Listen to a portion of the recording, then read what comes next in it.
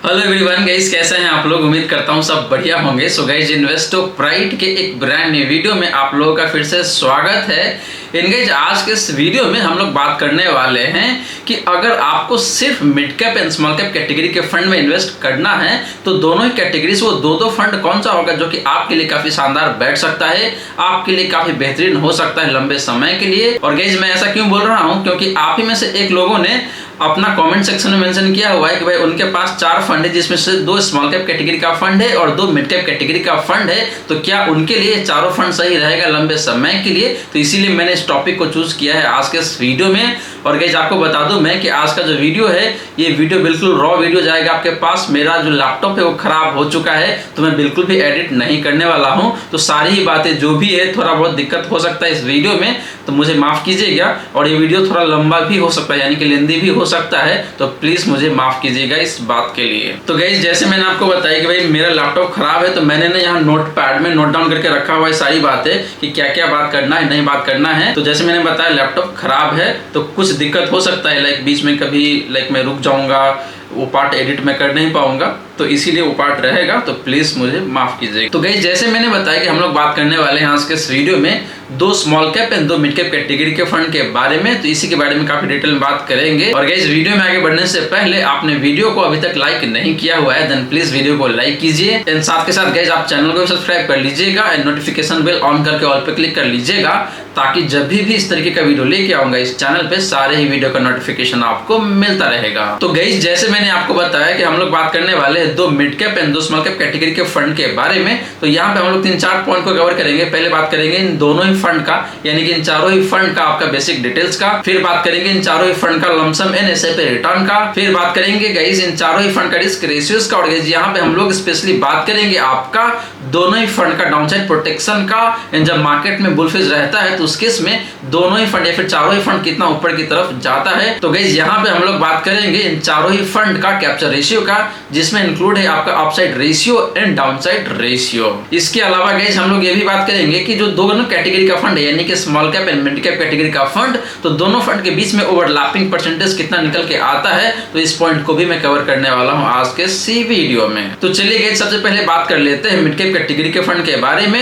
और यहाँ पे सबसे पहले बात करते हैं इन दोनों ही फंड का बेसिक डिटेल्स का। तो गाइस, जैसे मैंने आपको बताया कि भाई मैंने यहाँ पे नोटपैड में नोट डाउन करके रखा हुआ है।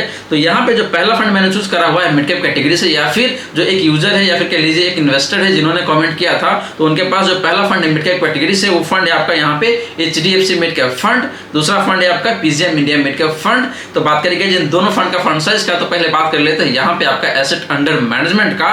तो HDFC मिड कैप फंड का जो फंड साइज है जो काफी ज्यादा निकल के आता है 45,449 करोड़ का। बात करेंगे इस PGIM India mid cap fund का फंड साइज का, तो वो निकल के आता है यहाँ पे आपका 9,261 करोड़ का। तो गाइस, फंड साइज की बात करें तो यहाँ पे दोनों फंड के फंड साइज में काफी ज्यादा फर्क है, जमीन आसमान का फर्क है। यहाँ पे HDFC मिड कैप फंड का फंड साइज देखे तो काफी एक्सट्रीम हाई साइड में देखने को मिल जाता है। वही बात करें आपका PGIM India mid cap fund का, तो इसका फंड साइज मुझे काफी रीजनेबल देखने को मिल रहा है। गाइस, आपके नॉलेज के लिए बता दूं कि एक पर्टिकुलर फंड का फंड साइज बहुत ज्यादा होना अच्छी बात नहीं होता है और बहुत कम भी होना अच्छी बात नहीं होता है। गाइस, तो यहाँ पे देखें तो फंड साइज के मामले में PGIM India mid cap fund मुझे ज्यादा बेहतर दिखता है गाइस। और गाइस, ये जो मैंने नोट डाउन करा हुआ है, शायद इसका स्क्रीनशॉट मैं लगा दूंगा, पता नहीं, मुझे पता नहीं है ये लगा पाऊंगा या फिर नहीं लगा पाऊंगा। बात करें गाइस आपका एक्सपेंस रेशियो का, तो HDFC मिड कैप फंड का जो एक्सपेंस रेशियो है जो निकल के आता है यहाँ पे आपका 0.87% का। PGIM India mid cap fund का जो एक्सपेंस रेशियो है जो निकल के आता है यहाँ पे आपका 0.41% का। एंड बात करेंगे इस कैटेगरी एवरेज का एक्सपेंस रेशियो का, तो निकल के आता है यहाँ पे आपका 0.8% का। तो गाइस, एक्सपेंस रेशियो के मामले में देखें तो PGIM India mid cap fund का एक्सपेंस रेशियो काफी कम दिखने को मिल रहा है। अगर आप कंपेयर करते हैं कैटेगरी एवरेज से या फिर HDFC मिड कैप फंड से, तो एक्सपेंस रेशियो के मामले में आपका जो PGIM India mid cap fund है ये फंड ज्यादा बेहतर दिख रहा है। बात करेंगे इस लॉन्च डेट का, तो पहला फंड यानी कि HDFC mid cap fund launch हुआ था 10 साल पहले और इसका लॉन्च डेट है आपका जनवरी 2013। तो इस फंड को देखें तो 10 साल से ऊपर हो चुका है। बात करेंगे आपका PGIM India mid cap fund का लॉन्च डेट का, तो ये फंड लॉन्च हुआ था आपका दिसंबर 2013 को। तो इस फंड को भी देखें तो मोटा मोटी 10 साल के आसपास में हो चुका है। तो एज की बात करें तो दोनों फंड का एज काफी सही है, कहीं कोई दिक्कत वाली बात नहीं है गाइस। तो गाइस, ये रही बात आपका इन दोनों ही मिड कैप फंड्स का बेसिक डिटेल्स का। और गाइस, यहाँ पे देखें तो ओवरऑल मुझे PGIM India mid cap fund ज्यादा बेहतर दिखता है, क्योंकि इस फंड का फंड साइज कम है, एक्सपेंस रेशियो भी कम दिखने को मिलता है और एज देखें तो मोटा मोटी सेम ही दिखने को मिल रहा है। तो इसीलिए आपका PGM India mid cap fund ज्यादा बेहतर दिख रहा है on the basis of basic details guys. बात करेंगे लमसम रिटर्न का, तो एचडीएफसी मिड कैप फंड का जो रिटर्न है लास्ट 1 ईयर का वो निकल के आता है यहाँ पे आपका 32.33% का।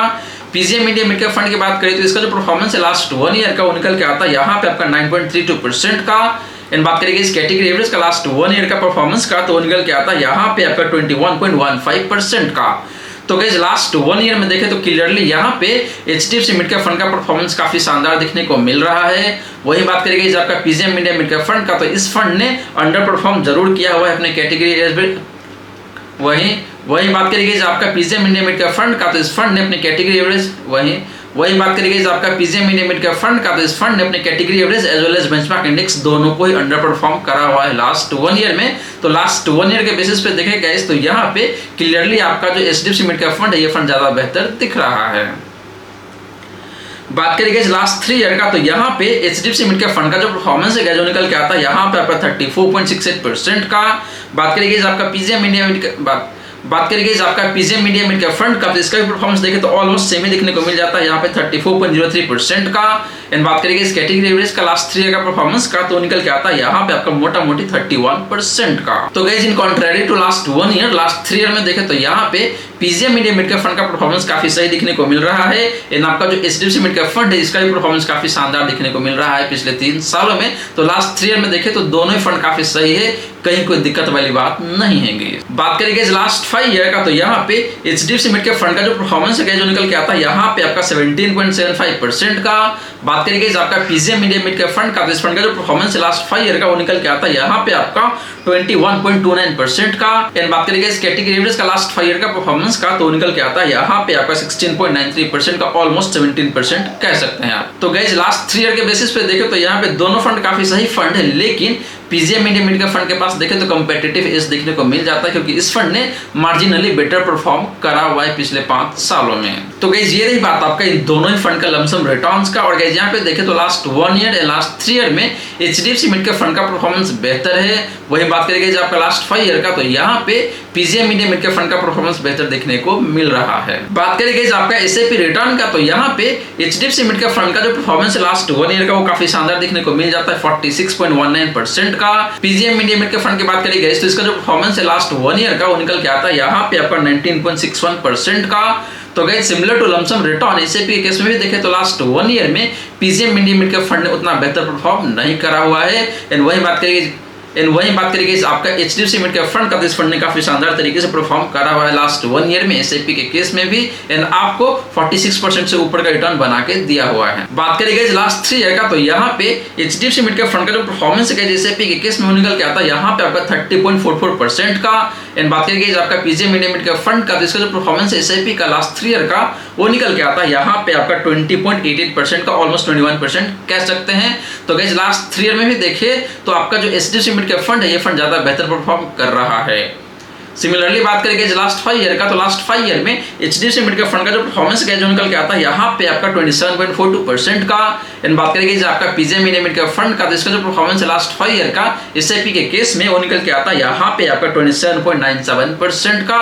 तो गाइस लास्ट 5 ईयर में देखें तो दोनों फंड का परफॉर्मेंस ऑलमोस्ट सिमिलर सा ही दिखने को मिल जाता है, काफी मार्जिनल सा डिफरेंस है दोनों फंड के परफॉर्मेंस के बीच में पिछले 5 सालों में। तो गाइस ये रही बात आपका इन दोनों ही फंड का एसआईपी रिटर्न का। और गाइस यहाँ पे देखें तो overall HDFC mid cap fund मुझे ज्यादा बेहतर दिखता है क्योंकि इस फंड ने अक्रॉस द टाइम फ्रेम काफी बेहतरीन तरीके से परफॉर्म करा हुआ है। तो गाइस परफॉर्मेंस के मामले में देखें तो यहाँ पे मुझे overall HDFC mid cap fund ज्यादा बेहतर दिखता है, वो चाहे बात करें आप लमसम रिटर्न का या फिर एसआईपी रिटर्न का, दोनों ही केस में एचडीएफसी मिड कैप फंड का ओवरऑल परफॉर्मेंस ज्यादा बेहतर देखने को मिल रहा है। वहीं गाइस बात करें इन दोनों ही फंड का कैप्चर रेशियो का, तो एचडीएफसी मिड कैप फंड का जो कैप्चर रेशियो है, यानी कि मैं पहले बात करूंगा यहाँ पे अपसाइड रेशियो का।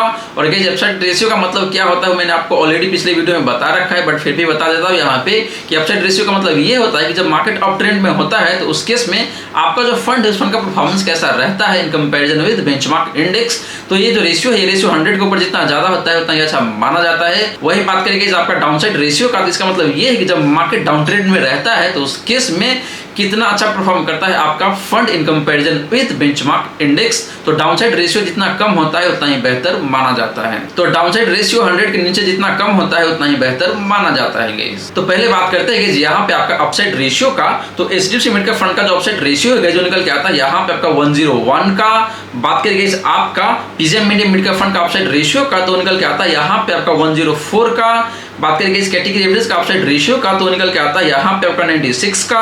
एंड बात करेंगे आपका बेंचमार्क इंडेक्स का अपसाइड रेशियो का, तो निकल के आता है यहाँ पे आपका 79 का। तो गाइस अपसाइड रेशियो के मामले में देखें तो यहाँ पे दोनों फंड का अपसाइड रेशियो मुझे काफी सही दिखने को मिल जाता है। पर्टिकुलरली बात करें आप यहाँ पे PGM India mid cap fund का, तो इस फंड का अपसाइड रेशियो बेहतर है 104 टाइम्स का। एंड आपका जो एचडीएफसी मिड कैप फंड है इसका भी अपसाइड रेशियो काफी सही है 101 का। तो दोनों फंड काफी सही दिख रहा है और मार्केट जब अप ट्रेंड में रहता है तो दोनों फंड काफी सही तरीके से परफॉर्म करके देता है गाइस। बात करेंगे आपका डाउनसाइड रेशियो का, तो यहाँ पे एचडीएफसी मिड कैप फंड का डाउनसाइड रेशियो है जो निकल के आता है यहाँ पे आपका 68 का। बात करेंगे आपका PGM India mid cap fund का डाउनसाइड रेशियो का, तो निकल के आता है यहाँ पे आपका 96 का। बात करेंगे आपका कैटेगरी एवरेज का डाउनसाइड रेशियो का, तो निकल के आता है यहाँ पे आपका 89 का। एंड बात करेंगे आपका बेंचमार्क इंडेक्स का डाउनसाइड रेशियो का, तो निकल के आता है यहाँ पे आपका -5 का। तो गाइस डाउनसाइड रेशियो के मामले में देखें तो यहाँ पे आपका जो एचडीएफसी मिड कैप फंड है ये फंड ज्यादा बेहतर दिख रहा है क्योंकि इस फंड का डाउनसाइड रेशियो सिर्फ 68 का है। एंड आपका जो PGM India mid cap fund है इस फंड का डाउनसाइड रेशियो ज्यादा देखने को मिलता है 96 का। हालांकि 100 के नीचे है तो ये बेहतर ही माना जाएगा, लेकिन अगर आप कंपेयर करेंगे एचडीएफसी मिड कैप फंड से तो उससे खराब दिखने को मिल रहा है PGM India mid cap fund का डाउनसाइड रेशियो। इसका मतलब ये है कि जब मार्केट में गिरावट आती है तो उस केस में एचडीएफसी मिड कैप फंड काफी कम गिरता है in comparison with PGM India mid cap fund के। तो गाइस ये रही बात आपका इन दोनों ही फंड का कैप्चर रेशियो का। और गाइस यहाँ पे देखें तो मुझे overall HDFC mid cap fund ज्यादा बेहतर दिखता है क्योंकि इस फंड का डाउनसाइड रेशियो काफी कम दिखने को मिल रहा है। एंड इस फंड का जो अपसाइड रेशियो है ये भी काफी सही दिखने को मिलता है 101 का। तो दोनों ही एंगल से देखें तो ये फंड काफी बेहतरीन दिखने को मिल रहा है। तो गाइस ये तो हमने सारी की सारी बातें की आपका मिड कैप कैटेगरी के फंड के बारे में। अब चलिए गाइस बात कर लेते हैं आपका स्मॉल कैप कैटेगरी के फंड के बारे में। बट गाइस वीडियो में आगे बढ़ने से पहले आपने वीडियो को अभी तक लाइक नहीं किया हुआ है देन प्लीज वीडियो को लाइक करके गाइस अप्रिशिएट करें। एंड आपने चैनल को अभी तक सब्सक्राइब नहीं किया हुआ है देन प्लीज चैनल को सब्सक्राइब करके रखिएगा। इन साथ के साथ गाइस नोटिफिकेशन बेल ऑन करके ऑल पे क्लिक कर लीजिएगा ताकि जब भी इस तरीके का इंटरेस्टिंग वीडियो लेके आऊंगा सारे ही वीडियो का नोटिफिकेशन आपको मिलता रहेगा। तो चलिए गाइस बात कर लेते हैं आपका स्मॉल कैप कैटेगरी के फंड के बारे में। तो गाइस यहाँ पे भी हमने दो फंड चूज करा हुआ है स्मॉल कैप कैटेगरी से। तो पहले बात कर लेते हैं गाइस यहाँ पे दोनों ही फंड का बेसिक डिटेल्स का।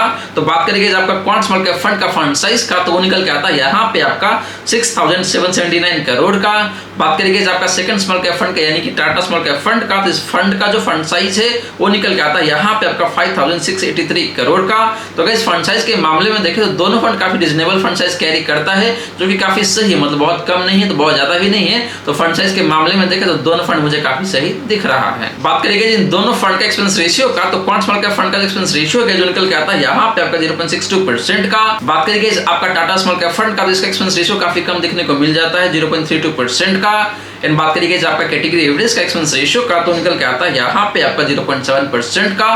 तो गाइस दोनों ही फंड का एक्सपेंस रेशियो अपनी कैटेगरी से तो काफी कम दिखने को मिलता है, लेकिन बात करेंगे यहाँ पे आपका टाटा स्मॉल कैप फंड का, इस फंड का एक्सपेंस रेशियो काफी कम दिखने को मिलता है 0.32% का। तो गाइस एक्सपेंस रेशियो के मामले में देखें तो यहाँ पे टाटा स्मॉल कैप फंड ज्यादा बेहतर दिख रहा है। बात करेंगे आपका लॉन्च डेट का, तो क्वांट स्मॉल कैप फंड का जो लॉन्च डेट है गाइस जो निकल के आता है यहाँ पे आपका जनवरी 2013। तो इस फंड को देखें तो 10 साल से ऊपर हो चुका है। बात करेंगे आपका टाटा स्मॉल कैप फंड का, इस फंड का जो लॉन्च डेट है जो निकल के आता है यहाँ पे आपका नवंबर 2018। तो इस फंड को भी देखें तो मोटा मोटी 4.5 से 4.5 साल के आसपास में हो चुका है। तो ये फंड भी देखे तो एज काफी सही रखता है अपने पास। तो दोनों फंड काफी सही है एज के मामले में, लेकिन अगर आप बात करेंगे ज्यादा पुराना फंड का तो फंड निकल के आता है यहाँ पे आपका क्वांट स्मॉल कैप फंड जिसका एज देखे तो 10 साल से ऊपर हो चुका है। तो गाइस ये रही बात आपका इन दोनों ही फंड का बेसिक डिटेल्स का। और गाइस यहाँ पे देखे तो मुझे ओवरऑल दोनों ही फंड काफी सही दिखता है। बात करेंगे इन दोनों ही फंड का लमसम रिटर्न का, तो क्वांट स्मॉल कैप फंड का लास्ट 1 ईयर का जो रिटर्न निकल के आता है जो निकल के आता है यहाँ पे आपका 39.53% का। टाटा स्मॉल कैप फंड की बात करें तो इस फंड का जो रिटर्न है लास्ट 1 ईयर का वो निकल के आता है यहाँ पे आपका 31.74% का।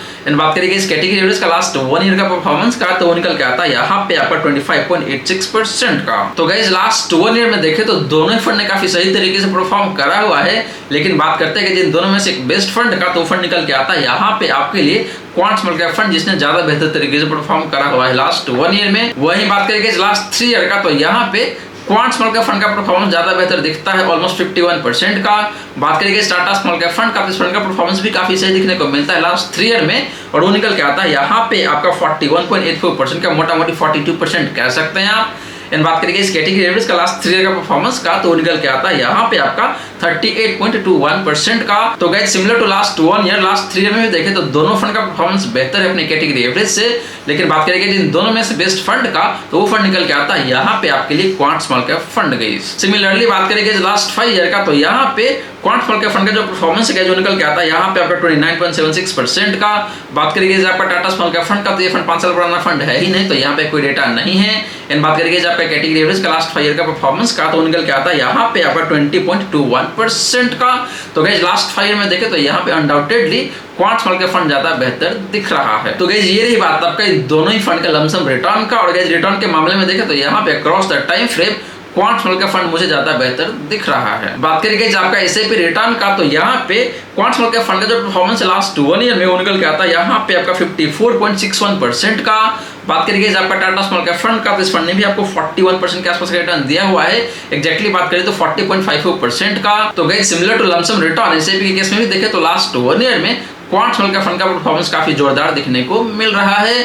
बात करेंगे आपका लास्ट 3 ईयर का, तो यहाँ पे क्वांट स्मॉल कैप फंड का जो परफॉर्मेंस है जो निकल के आता है यहाँ पे आपका 39.1% का। इन बात करेंगे आपका टाटा स्मॉल कैप फंड का, इसका जो परफॉर्मेंस है लास्ट 3 ईयर का एसआईपी के केस में वो निकल के आता है यहाँ पे आपका 33.34% का। तो गाइस दोनों ही फंड ने काफी सही परफॉर्म करा हुआ है, लेकिन कंपैरेटिव टर्म में देखते हैं तो यहाँ पे क्वांट स्मॉल कैप फंड ज्यादा बेहतर तरीके से परफॉर्म कर रहा है। इन बात करेंगे लास्ट 5 ईयर का, तो यहाँ पे क्वांट स्मॉल कैप फंड ने आपको 42.83% का रिटर्न दिया हुआ है, मोटा मोटी 43% कह सकते हैं आप। इन बात करेंगे आपका टाटा स्मॉल कैप फंड का, तो जैसे मैंने आपको बताया कि ये फंड 5 साल पुराना फंड है ही नहीं, तो यहाँ पे कोई डेटा नहीं है। तो गाइस ये रही बात आपका इन दोनों ही फंड का एसआईपी रिटर्न का। और गाइस एसआईपी के केस में भी देखें तो यहाँ पे क्वांट स्मॉल कैप फंड का परफॉर्मेंस काफी जोरदार दिखने को मिल रहा है। वही गाइस बात करें इन दोनों ही फंड का कैप्चर रेशियो का, तो पहले बात कर लेते हैं यहाँ पे आपका अपसाइड रेशियो का। तो क्वांट स्मॉल कैप फंड का जो अपसाइड रेशियो है जो निकल के आता है यहाँ पे आपका 110 का। टाटा स्मॉल कैप फंड की बात करें तो इसका जो अपसाइड रेशियो है जो निकल के आता है यहाँ पे आपका 91 का। बात करेंगे आपका कैटेगरी एवरेज का अपसाइड रेशियो का, तो निकल के आता है यहाँ पे आपका 90 का। एंड बात करेंगे आपका बेंचमार्क इंडेक्स का अपसाइड रेशियो का, तो निकल के आता है यहाँ पे आपका 79 का। तो गाइस अपसाइड रेशियो के मामले में भी देखें तो यहाँ पे क्वांट स्मॉल कैप फंड काफी शानदार दिखने को मिल रहा है विद 110 अपसाइड रेशियो गाइस। वही बात करके आपका टाटा स्मॉल कैप फंड का, इसमें अपसाइड रेशियो अपना जो कैटेगरी एवरेज है उसी के आसपास में दिखने को मिल रहा है। इसका मतलब ये है कि जब मार्केट अप ट्रेंड में रहता है उस केस में कैटेगरी एवरेज जितना बढ़ता है उसी हिसाब से आपका जो टाटा स्मॉल कैप फंड ये भी बढ़ता है, बहुत तेज रफ्तार से नहीं बढ़ता है जब मार्केट बुल फेज में रहता है। सिमिलरली बात करेंगे आपका डाउनसाइड रेशियो का, तो क्वांट स्मॉल कैप फंड का जो डाउनसाइड रेशियो है जो निकल के आता है यहाँ पे आपका 64 का। बात करेंगे आपका टाटा स्मॉल कैप फंड का डाउनसाइड रेशियो का, तो निकल के आता है यहाँ पे आपका 45 का। बात करेंगे आपका कैटेगरी एवरेज का डाउनसाइड रेशियो का, तो निकल के आता है यहाँ पे आपका 62 का। एंड बात करेंगे आपका बेंचमार्क इंडेक्स का डाउनसाइड रेशियो का, तो निकल के आता है यहाँ पे आपका -5 का। तो गाइस डाउनसाइड रेशियो के मामले में देखें तो यहाँ पे मुझे टाटा स्मॉल कैप फंड ज्यादा बेहतर दिखता है, क्योंकि इस फंड का डाउनसाइड रेशियो काफी कम दिखने को मिलता है 45 का। इसका मतलब ये है गाइस कि जब मार्केट में गिरावट आती है तो उस केस में टाटा स्मॉल कैप फंड काफी कम गिरता है, कम रेट से गिरता है। तो यहाँ पे देखें तो डाउनसाइड प्रोटेक्शन काफी ज्यादा दिखने को मिलता है। वही बात करेंगे आपका क्वांट स्मॉल कैप फंड का, जिस फंड का डाउनसाइड रेशियो थोड़ा सा हायर साइड में दिखने को मिल रहा है अगर आप कंपेयर करते हैं कैटेगरी एवरेज से या फिर बेंचमार्क इंडेक्स से। तो इसका मतलब ये है कि जब मार्केट में गिरावट आती है तो क्वांट स्मॉल कैप फंड ज्यादा गिरता है गाइस। तो गाइस यहाँ पे रिस्क ज्यादा है तो रिटर्न भी ज्यादा दिखने को मिलता है, यानी कि जब मार्केट में बुल फेज रहता है तो उस केस में ये फंड ज्यादा रिटर्न भी देता है, और जब मार्केट में गिरावट आती है तो ये फंड ज्यादा गिरता भी है गाइस। वही गाइस बात करें पोर्टफोलियो ओवरलैपिंग का, तो पहले बात कर लेते हैं यहाँ पे आपका एचडीएफसी मिड कैप फंड का, PGM India mid cap fund का पोर्टफोलियो ओवरलैपिंग का। तो गाइस इन दोनों फंड के बीच में जो कॉमन होल्डिंग निकल के आता है, जो निकल के आता है यहाँ पे आपका 22% का। इसका मतलब ये है गाइस कि दोनों फंड का जो पोर्टफोलियो है वो मोटा मोटी 22% कॉमन ही दिखने को मिलता है। एंड बात करेंगे तो आपका अनकॉमन यानी कि यूनिक पोर्टफोलियो का, जो निकल के आता है यहाँ पे आपका 78% का। तो गाइस यहाँ पे मेरा क्लियर कट सजेशन ये है कि अगर आपके पोर्टफोलियो में ये दोनों मिड कैप कैटेगरी का फंड रखा हुआ है आपने, तो आपको एक फंड को जरूर हटा लेना चाहिए। और मेरा सजेशन यहाँ पे ये कि भाई आपको PGM India mid cap fund को हटा देना चाहिए अपने पोर्टफोलियो से, क्योंकि ये फंड रिसेंटली उतना बेहतर परफॉर्म परफॉर्म नहीं कर रहा है और आगे चल के मुझे लगता है कि एचडीएफसी मिड कैप फंड आपको ज्यादा बेहतर तरीके से परफॉर्म करके दे सकता है। तो इसीलिए आप पीजे इंडिया मिड कैप फंड को हटा सकते हैं अपने पोर्टफोलियो में और ऐड कर सकते हैं Motilal Oswal mid cap fund को। वहां पे पोर्टफोलियो ओवरलैपिंग आपको कम दिखने को मिल जाएगा, मोटा मोटी 15% का। बात करेंगे आपका quant small cap fund in Tata small cap fund का पोर्टफोलियो ओवरलैपिंग का, तो यहाँ पे जो ओवरलैपिंग बहुत कम दिखने को मिलता है, सिर्फ 4% का। इसका मतलब ये है कि दोनों फंड के बीच में जो पोर्टफोलियो है उसमें जो कॉमन स्टॉक या फिर कॉमन होल्डिंग जो निकल के आता है, जो सिर्फ 4% का निकल के आता है, जो कि देखिए तो बहुत कम है। तो काफी अच्छा ओवरलैपिंग दिखने को मिल रहा है। इन बात करेंगे आपका यूनिक पोर्टफोलियो का, तो निकल के आता है यहाँ पे आपका 96% का।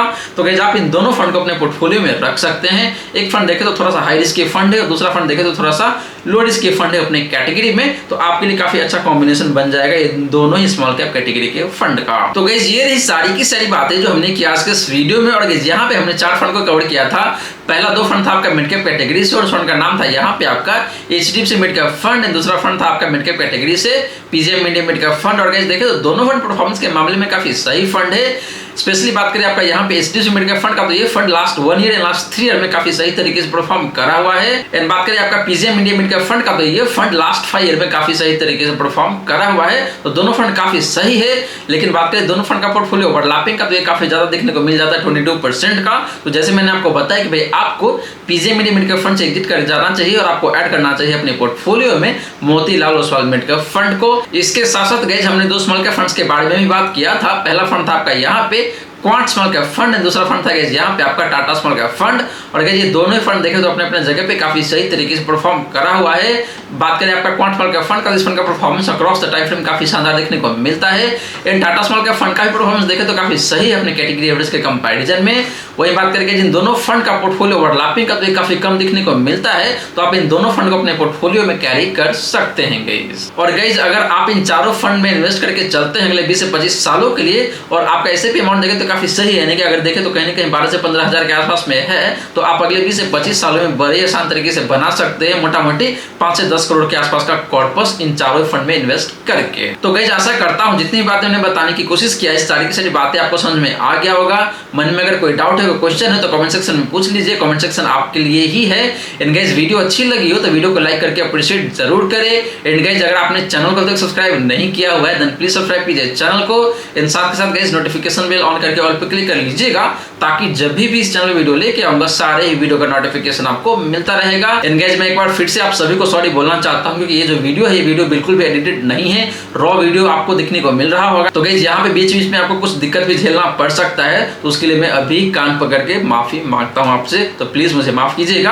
आगे से जैसे लैपटॉप ठीक हो जाएगा तो फिर सारा कुछ एकदम ट्रैक पे आ जाएगा, तो आपको प्रॉपर वीडियो मिल जाएगा। तो guys thank you so much for watching this video. मिलते हैं अगले वीडियो में। जय हिंद, जय भारत।